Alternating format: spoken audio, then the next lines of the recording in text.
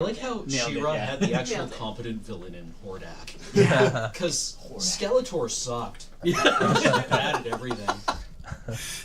The opening, like She-Ra's whole thing always, because I watched it, because it's part of the He-Man universe, right? What always bugged me about the show was that because it's like, by the power of Grayskull, but for the honor of Grayskull, and I thought that was an interesting twist. Yeah. And when He-Man pulls the sword down, he does this thing where he like holds it in front of him, and he's got like the muscles rippling and everything else, and she like cradles it nicely, and then does a thing, and I always thought that was odd because it was like it looks kind of this thing of like, I am doing this different thing, and I'm not as powerful, and yet she's the princess of power. Yeah. It didn't really sell it to me as like a 6-year-old. I preferred She-Ra's only because I hated He-Man's by the power of Grayskull, I have the power. Oh yeah. It just grates on me. Like I'm just like, no, use a different adjective. Or down.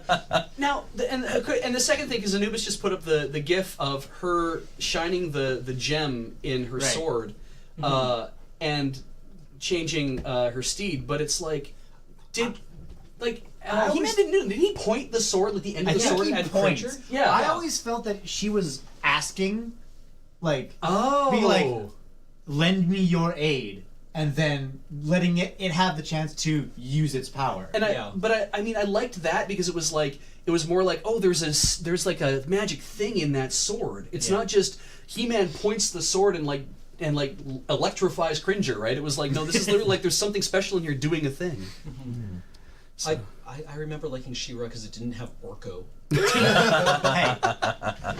Hey man, you leave off Orko, okay? She-Ra was the greatest dramatic character of the 20th century. Orko's no snarf. Oh. My steed battle cat. Also, you didn't say that name correctly. You know, I don't think that word was ever said in a way that wasn't snarf. Ben, didn't you the other day proclaim yourself or somebody else Snarf of the Gatewatch? It was myself, yes. Yeah, okay. Okay. I stand by my self-deprecating statement. Something I just realized is that when she puts it in her hand, she holds it as you hold the flat of a blade. But when He-Man does it, he actually grabs across the edges. Oh, he does! Right. That would slice your hand up from a magical sword so fast. I saw a video where a guy was saying, because people talk about using swords as quarterstaves sometimes. And so they assume that the swords weren't actually sharpened. You fold hand like this across the bevel of the top. Yeah, because he was grabbing the sword by the blade. He was doing it like this. Yeah, and beating a tire with it. Right?